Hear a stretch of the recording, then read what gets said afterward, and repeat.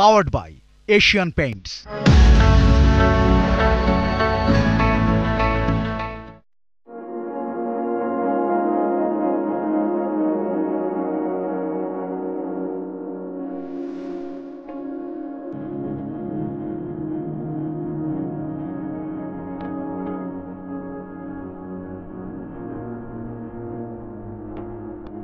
রাজধানী ঢাকার উত্তরায় নির্মিত হয়েছে দেশের প্রথম প্রিমিয়াম মেগা গেটেড কমিউনিটি রূপায়ণ সিটি উত্তরা। আধুনিক জীবনযাপনের সকল সুযোগ সুবিধা নিয়ে বিভিন্ন আকারের কন্ডোমিনিয়াম অ্যাপার্টমেন্ট, মাল্টিলেয়ার্ড ভিলা ও পেন্ট হাউস আছে এতে। রয়েছে কমিউনিটি শপ, স্কুল, মসজিদ সহ আনুষঙ্গিক নানা কিছু।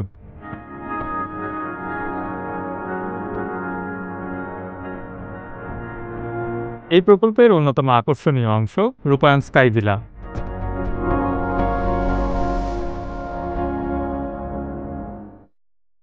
রূপায়ণ স্কাই ভিলা প্রকল্পের আদ্যপান্ত নিয়ে আমাদের আজকের আয়োজন। প্রিয় দর্শক, স্বাগত জানাচ্ছি নির্মাণ রসায়ন অনুষ্ঠানে পাওয়ার্ড বাই এশিয়ান পেইন্টস। আমাদের আজকের অতিথি রূপায়ণ সিটি উত্তরার chief executive officer M Mahbubur Rahman এবং chief operations officer brigadier general ABM Salauddin. স্বাগত আপনাদের দুজনকে। Thank you. অনেক ধন্যবাদ আমাদের অনুষ্ঠানে সময় দিয়েছেন। সিইও স্যার, আপনাকে দিয়ে শুরু করতে চাই। রূপায়ণ স্কাই ভিলা প্রকল্পের মূল ধারণা আসলে কি এবং এটি কিভাবে অন্যান্য আবাসন প্রকল্পের থেকে আলাদা? রূপায়ণ গ্রুপ অ্যাজ এ গ্রুপ সবসময় রেভলিউশনারি প্রোডাক্ট নিয়ে কাজ করে, আপনারা জানেন। ট্রেডিশনাল রিয়েল এস্টেট কোম্পানি যে প্রোডাক্টগুলো করছে, আপনি এই মেগা গেটেড কমিউনিটি বলি আমরা এটাকে, প্রিমিয়াম মেগা গেটেড কমিউনিটি, এইটার ভিতরে আপনি যখন এন্ট্রি নেবেন তখনই আপনি বুঝে যাবেন অন্যান্য ট্রেডিশনাল রিয়েল এস্টেট যেগুলো স্ট্যান্ডঅ্যালোন বিল্ডিং আছে তার থেকে এটা আলাদা কোন কোন জায়গায়। এটা 3 লেয়ার সিকিউরিটি মেনটেন করা একটা প্রজেক্ট, এবং এখানে ইন্টারন্যাশনাল স্ট্যান্ডার্ড লাইফস্টাইলের জন্য যা যা নিয়ামক আছে আমি আসলে তো বলে শেষ করতে পারবো না। প্রত্যেকটা ইনস্ট্রুমেন্টই গ্লোবাল স্ট্যান্ডার্ড লাইফস্টাইলের এই প্রেমিসেসে বিদ্যমান আছে। সো আমরা এখানে 2 টাইপের রেসিডেন্সিয়াল করেছি। একটা হচ্ছে প্রিমিয়াম কন্ডো, এটা একটু এক্সট্রোভার্ট লাইফস্টাইল, যেখানে কমিউনিটি লিভিংটাকে আমরা প্রমোট করছি। আর আমরা এখন যেখানে বসে কথা বলছি এটা হ্যান্ডেড ওভার প্রজেক্ট অলরেডি, রূপায়ণ sky villa, most premium segment আমাদের এই প্রেমিসেসের মধ্যেই। সো এখানে এই প্রতিটা কমপ্লেক্সেই আপনি গ্লোবাল স্ট্যান্ডার্ড সকল লাইফস্টাইল পাবেন। মানে যত ফেসিলিটি প্রিমিয়াম কন্ডোতে আপনি কমন সহ অন্যান্য জায়গায় পাবেন, তার প্রত্যেকটা ফেসিলিটি অ্যাডেড ভার্সন সহ আপনি এই একটা কমপ্লেক্সের মধ্যে আপনি পাবেন। এটার গ্রাউন্ড ফ্লোর থেকে শুরু করে রুফটপে যত অ্যারেঞ্জমেন্ট আছে, তার মানে একজন মানুষ বসবাসের জন্য কিংবা তার দৈনন্দিন প্রয়োজনের জন্য যা কিছু দরকার এই কমপ্লেক্সের মধ্যেই তারা পাবে।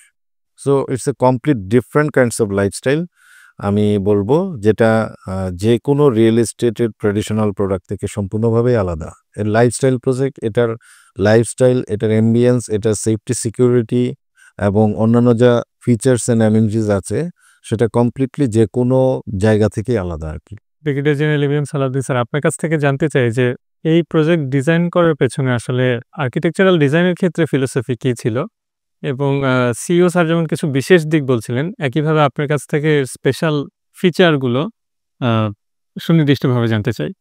Thank you.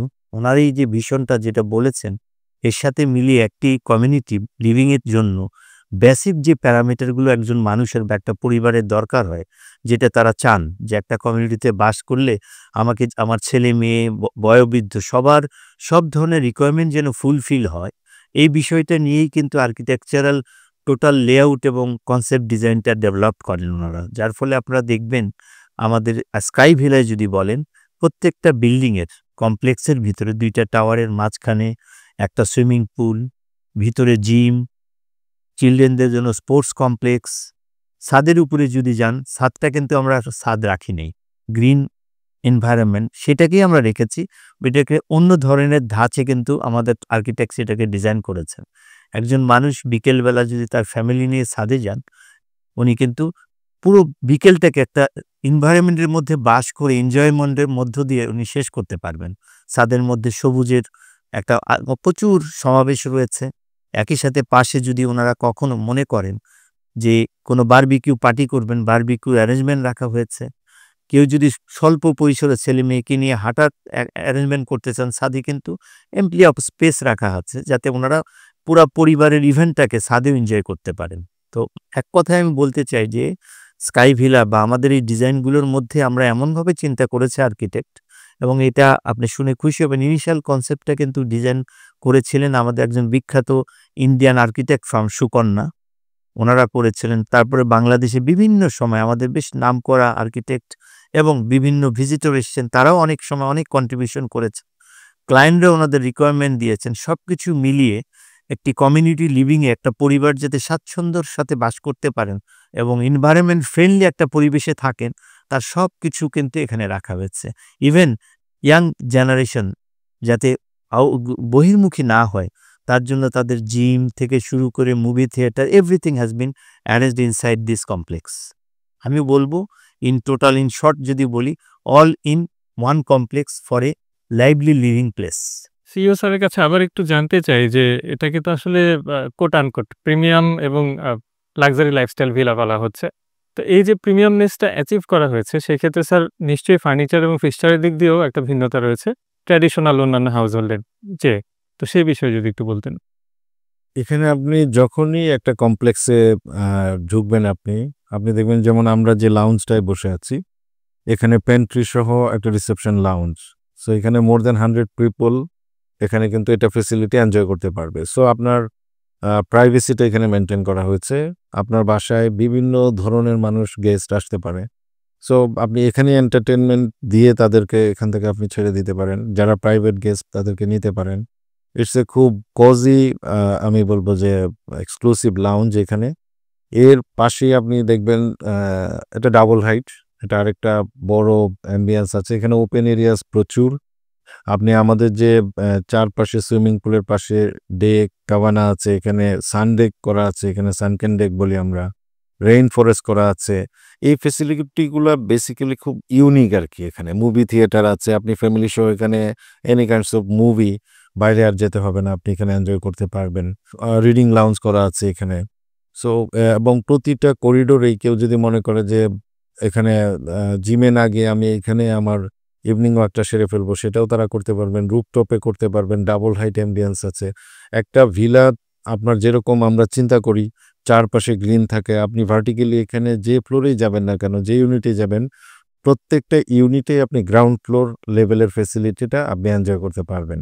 সো এটা এবং এটা যে ক্রস ভেন্টিলেশন সহ যে ডিজাইন ইউনিকনেস, এটা যারা এখানে বসবাস করছেন, এখানে অনেকে অলরেডি বসবাস করছেন, তাদের মুখ থেকে শোনা যে বসবাসের জন্যে এর চেয়ে বেস্ট লাইফস্টাইল এখনো আমাদের দেশে তৈরি হয় নাই। সো এটা প্রিমিয়ামনেসের জন্য অনেকগুলো জিনিসের এখানে ইনপুট করে আছে যা আপনি এক্সপিরিয়েন্স করতে পারবেন। আসলে এটা মুখে বলে শেষ করা যাবে না। একটু সিকিউরিটির বিষয়টা জানতে চাই স্যার। সিকিউরিটি বলতে শুধুমাত্র ডোর লক বা সিসিটিভি এই বিষয় না, যদি একটু ফায়ার সেফটি বা আর্থকুয়েক রেজিস্ট্যান্স এই জায়গাগুলো বিশদভাবে বলেন। ফায়ার সেফটি আপনার বাংলাদেশ বিল্ডিং কোড মেনেই প্রতিটা কাজ করেছে এখানে। এটা জিরো ভায়োলেশন প্রজেক্ট আমরা বলি। আর আমাদের এটার যে স্ট্রাকচার খুবই এফিশিয়েন্ট, এবং আমাদের স্ট্রাকচারের সাথে জড়িত আছেন বাংলাদেশের খুব স্বনামধন্য আপনার স্ট্রাকচারাল কনসালটেন্ট বসুনিয়া সাহেব। সো বাংলাদেশ বিল্ডিং কোডে যেটা আছে তার চেয়েও আমরা সেফটি সিকিউরিটির কথা চিন্তা করে বেশি বাড়িয়ে 8.5 পর্যন্ত সহনশীল করে আমাদের স্ট্রাকচারগুলো এখানে করা হয়েছে। ফায়ার প্রোটেকশন ডিটেকশনের ওয়েল অ্যারেঞ্জমেন্ট এখানে করা হয়েছে সেফটি সিকিউরিটির জন্যে। আমরা যে গ্যাস দিচ্ছি এখানে, এটাও LPG outside premises. So it's so secured. আপনার লাইনের গ্যাস যেরকম মানুষজন এনজয় করেন, সিমিলার আপনি এনজয় করতে পারবেন, গভর্নমেন্ট রেটে নিতে পারবেন, এবং মিটার দেওয়া আছে। সো প্রত্যেকটা অ্যারেঞ্জমেন্টই এখানে খুব ওয়েল অর্গানাইজড। আমরা প্রত্যেকটা জিনিস মেনটেন করেছি কোডে, ন্যাশনাল ইন্টারন্যাশনাল যদি বলেন দুটাই। কার্বন এমিশন এখানে অনেক কম। আমরা খুব সায়েন্টিফিক ওয়েতে এখানে অক্সিজেনের মাত্রাটা যেন যারা বসবাস করছে তাদের জন্য সাফিসিয়েন্ট থাকে, সেটা আমরা নজরে রেখেছি। এভিএম সালাউদ্দিন স্যার, আপনার কাছে ফিরছি আবারও। আমরা আসলে দেখেছি যে বাংলাদেশে আগে কখনো কোনো গেটেড কমিউনিটি হাউজিংয়ের ভেতর এই ধরনের মাল্টি লেয়ার্ড ডুপ্লেক্স অ্যাপার্টমেন্ট করা হয়নি। তো এর তো ডিজাইন চ্যালেঞ্জও কিছুটা রয়েছে, এর যে ফাংশনালিটি সলভ করা, এর পাশাপাশি পরিবেশ বান্ধব করার জন্য কিছু বিশেষ সংযোজন আপনাদের নিশ্চয়ই আছে। এই বিষয়টা নিয়ে যদি বলতেন।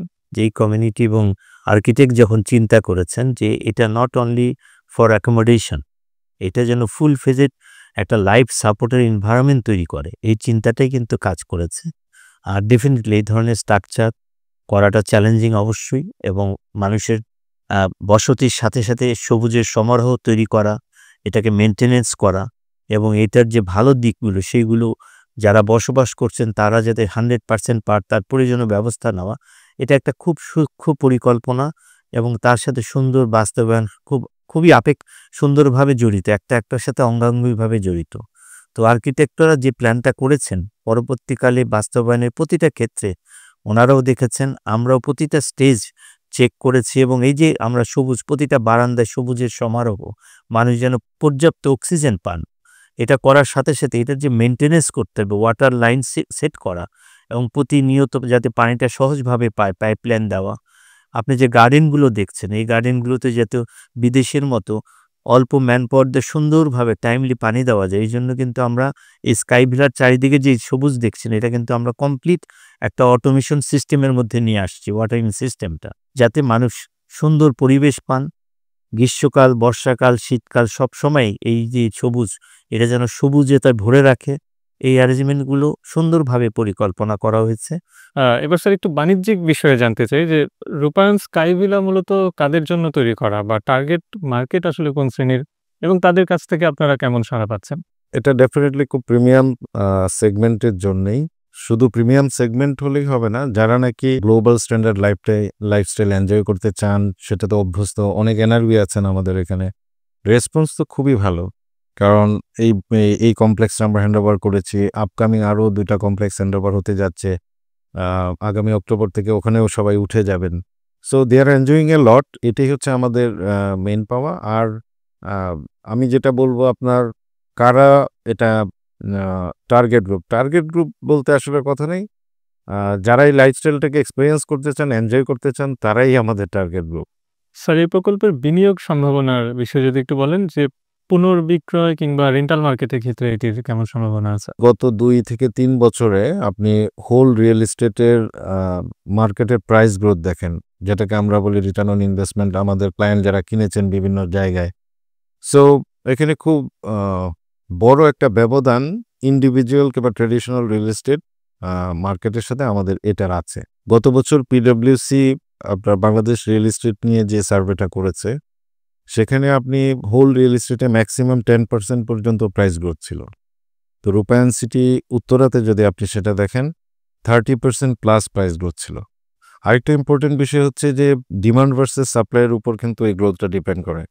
সো এরকম একটা লাইফস্টাইল প্রজেক্ট যেটাতে আসলে ডিমান্ড প্রচুর, সাপ্লাই আমাদের তো লিমিটেড। সো এইটা আমরা যেটা অ্যাজিউম করি কিংবা আমরা যেটা বলতে পারি, আগামী যতদিন পর্যন্ত এটার সিমিলার কোনো লাইফস্টাইল প্রজেক্ট বাংলাদেশে না আসবে, ততদিন পর্যন্ত এটার প্রাইস গ্রোথ কিন্তু চলতে থাকবে।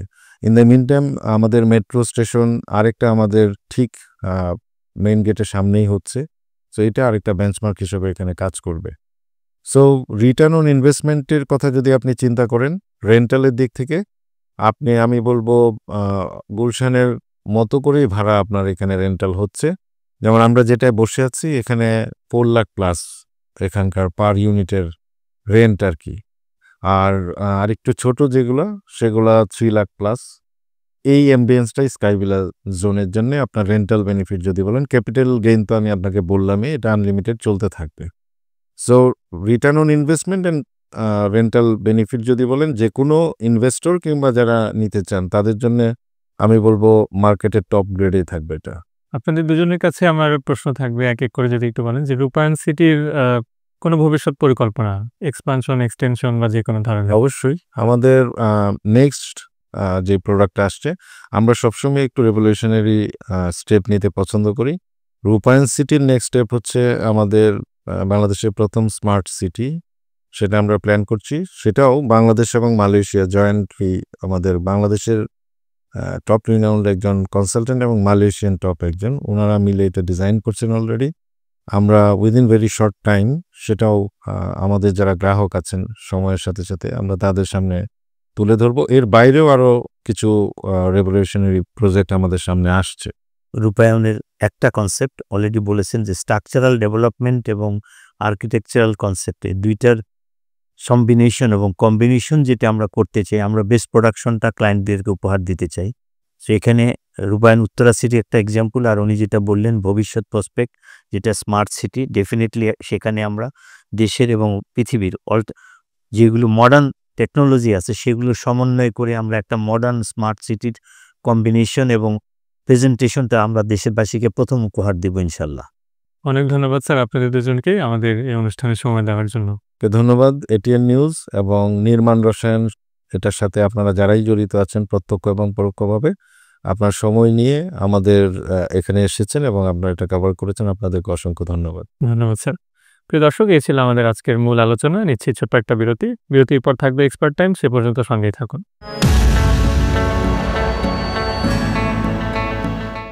Powered by Asian Paints. বিরতির পর নির্মাণ রসায়ন অনুষ্ঠানে আরও একবার স্বাগত জানাচ্ছি। এবারে থাকছে এক্সপার্ট টাইম।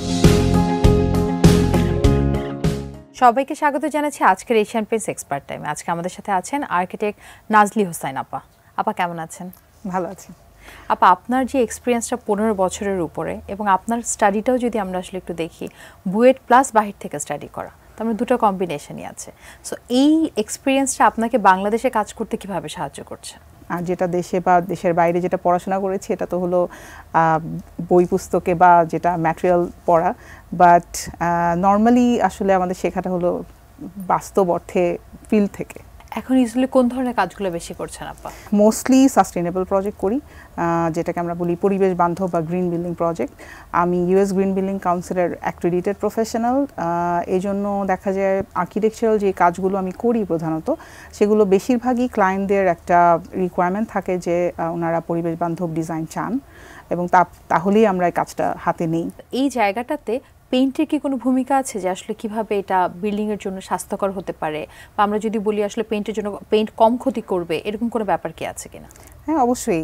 পরিবেশ বান্ধব বললে আমরা যেটা বুঝি যে পরিবেশের ক্ষতি না করে যেই ধরনের ম্যাটেরিয়ালগুলো সেগুলো বিল্ডিংয়ে যেন ব্যবহার করা হয়। আমরা এই ধরনের ম্যাটেরিয়াল সাজেস্ট করি ক্লায়েন্টকে, যাতে লো ভিওসি বা নো ভিওসি পেইন্ট ওনারা ইউজ করে, এবং যেগুলো ইমালশন বেস যে পেইন্টগুলো থাকে, এশিয়ান পেইন্টসেরও কিছু আছে, আমরা ওগুলো ক্লায়েন্টকে সাজেস্ট করেছি। আপনি একটা লম্বা সময় মোটামুটি 5-6 বছর মতো ইন্টেরিয়র নিয়ে কাজ করেছেন। সো ইন্টেরিয়র প্রজেক্টগুলো যখন করতে যায়, সাধারণত এখন অনেকেই আছে হয়তো ইন্টেরিয়রে অনেক বেশি ফোকাস, তখন কোন ব্যাপারগুলো আসলে মাথায় রাখা দরকার? ইন্টেরিয়র ডিজাইনের ক্ষেত্রে সবচেয়ে বড় যেটা এখন যে চেঞ্জটা আসছে, যেটা আমাদের জন্য ভালো, সেটা হলো অনেক বেশি রঙের ব্যবহার। মানে আগে যেটা হতো যে অনেক বেশি ক্ল্যাডিং ম্যাটেরিয়াল ব্যবহারের একটা প্রবণতা ছিল, যে আমি যেই ওয়ালই দেখবো সেখানে কিছু না কিছু ক্ল্যাডিং করছে। এখন দেখা যাচ্ছে ক্লায়েন্টদের মোস্টলি রঙের ব্যবহারটা চলে আসছে, সাদাটে ধরনের ইন্টেরিয়রটা চলে আসছে, কন্টেম্পোরারি যেই মিনিমালিজম যেই কনসেপ্টটা, সেই কনসেপ্টের ইন্টেরিয়রটা চলে আসছে। তার মানে কালার প্যালেটের একটা জায়গা হয়তো আছে, অনেক ইম্পর্ট্যান্ট রোল প্লে করছে। Recently Asian Paints colour next 24 আসলে লঞ্চ করলো, এবং সেখানে আপনিও ছিলেন। সো ওই কালার প্যালেটগুলো বা এই রিসার্চগুলোকে আপনাদেরকে কোনোভাবে হেল্প করছে এখন ইন্টেরিয়রের ক্ষেত্রে? কালার নেক্সটের যেই রিসার্চটা আমরা দেখেছি, অসাধারণ একটা রিসার্চ, এবং ফ্যাশনের সাথে ইন্টেরিয়রের সাথে ডিজাইনের সাথে যে একটা সমন্বিত একটা ব্যাপার, ওই রিসার্চটা থেকে ওটা বোঝা যায়। এবং ওটা অনেক অনেক আমার মনে হয় যে অনেক দিক থেকে আমরা যেভাবে চিন্তা করি অ্যাজ অ্যান আর্কিটেক্ট একটা স্পেসে ডিজাইন করার সময়, অনেকটাই তার সাথে মিলে যায়। আমি বলবো যে কালার নেক্সট রিসার্চটা অনেক বেশি কাজে লাগবে। আপা, এটা তো গেল আসলে আমাদের কালার প্যালেট বা আমরা আসলে কীভাবে সাজাতে পারি স্পেশাল ফিনিশ নিয়ে, কিন্তু সব কিছু হয়তো আমাদের মিস হয়ে যেতে পারে, বা আমরা এনজয় নাও করতে পারি বা ফেইল করতে পারে। তার রিজন হতে পারে হয়তো যদি ড্যাম্প থেকে থাকে বা যদি নোনার কোনো সমস্যা থাকে। সো পুরনো বিল্ডিং বা নতুন বিল্ডিংয়ের ক্ষেত্রে ড্যাম্প প্রুফিংয়ের জন্য আপনারা সাধারণত কী সাজেস্ট করে থাকেন? পুরনো বিল্ডিং যেগুলো ব্যবহারটা চেঞ্জ হয়ে যাচ্ছে, বা ক্লায়েন্ট হয়তো একটা নতুন ভাবে জিনিসটাকে রিমডেল করতে চাচ্ছে, সেক্ষেত্রে আমরা সাজেস্ট করি যে ওয়ালগুলোতে প্লাস্টারের আগে যেন ড্যাম্প প্রুফিং সিমেন্টিশিয়াস একটা কোটিং দিয়ে নেন, আর এরপরে প্লাস্টারটা করেন, তারপরে পেইন্ট। সেক্ষেত্রে পেইন্টটাও আমরা বলি যে অবশ্যই যেন ওটা মাথায় রেখে করেন। সেক্ষেত্রে বাইরের ওয়াল হতে পারে যেগুলোতে বৃষ্টির পানি ঢোকার সম্ভাবনা থাকে, এবং ভেতরে যেইগুলো টয়লেটের সাথে যে ওয়ালগুলো থাকে, সেই ওয়ালগুলোতে আমরা সাধারণত বলি যে আপনারা এই ধরনের কোটিং ইউজ করেন, এবং পেইন্টগুলো সেভাবে সিলেক্ট করেন যাতে ড্যাম্প প্রুফিংটা না হয়, কারণ একবার ড্যাম্প প্রুফিং হলে এটা পরবর্তীতে আর যায় না, আবার দেখা যায় প্রত্যেক বছরই এটা হতে থাকে, দেখা যেতে থাকে। এখন যদি আরেকটু বলি সমসাময়িক ঘটনা, সেটা হচ্ছে বন্যা। এখন আমরা এই বছর যেটা জানলাম, যেখানে আসলে হয়তো বন্যা কখনো হয়নি বা অনেক লম্বা সময় হয়নি, সেখানেও দেখা যাচ্ছে এখন বন্যা হচ্ছে। সো এই জায়গাটাতে অ্যাকচুয়ালি আমরা কোন ধরনের, মানে ওই এরিয়াগুলোতে কোন ধরনের কাজ করলে বা কী স্টেপ নিলে মনে হচ্ছে আমাদের যে থাকার জায়গাটা আছে সেটা আরেকটু বেটার হতে পারে? বন্যাটা তো আমাদেরকে অনেক কিছু শিখিয়ে গেল, যে হঠাৎ করে একটা আসা বন্যা এবং অনেক ধরনের মানুষের ক্ষয়ক্ষতির ভিতরে যেতে হয়েছে। যাদের বাড়ি চলে গেছে সেটা তো অবশ্যই নতুন করে বানাবে, কিন্তু যাদের আছে তাদের কিন্তু বিশাল ক্ষতি, মানে তাদের দেখা যাচ্ছে যে আপনার প্লাস্টার খসে গেছে, রং খসে গেছে। তো এই যে জায়গাগুলোর থেকে বলবো যে আরেকটু সচেতন হতে হবে, প্লাস্টার করা, পেইন্ট করা, মানে বিল্ডিং ম্যাটেরিয়াল ব্যবহার এবং সেটা যে ফিনিশিংটা এটা একটু ভালো করতে হবে, যাতে এই ধরনের যদি সাডেন কোনো ধরনের অ্যাক্সিডেন্টাল হয় তাহলে যেন এটা প্রোটেক্ট করতে পারে। সেক্ষেত্রে আমি বলবো ড্যাম্প প্রুফিং করাটা খুব ইম্পর্টেন্ট। থ্যাংক ইউ আপা, আপনার এত ব্যস্ততার মধ্যে আপনি আমাদেরকে সময় দিলেন, আপনার সাথে কথা বলে অনেক কিছু জানলাম। Thank you so much. Thank you very much আমাকে ইনভাইট করার জন্য। দর্শক, আজকে আমাদের অনেক ডিটেল একটা ডিসকাশন হলো আর্কিটেক্ট নাজলি আপার সাথে, যেখান থেকে আসলে আমরা বন্যা পরবর্তী পুনর্বাসন নিয়ে কথা বললাম, ইন্টেরিয়রের ক্ষেত্রে কোন কালারগুলো আমাদেরকে হেল্প করতে পারে এবং ড্যাম্প প্রুফিং কতটা ইম্পর্টেন্ট আমাদের বিল্ডিংকে লংজিভিটি দেওয়ার জন্য, সেই ব্যাপারে আসলে আমরা পরিপূর্ণ একটা আইডিয়া পেয়েছি। আশা রাখছি এই ডিসকাশন আপনাদেরকে হেল্প করবে আপনাদের যে কোনো decision মেকিংয়ে।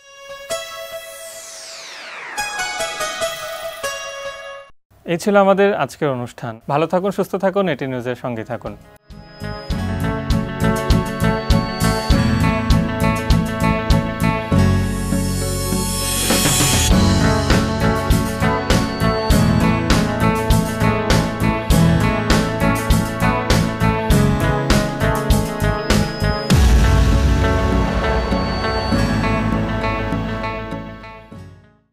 Powered by Asian Paints.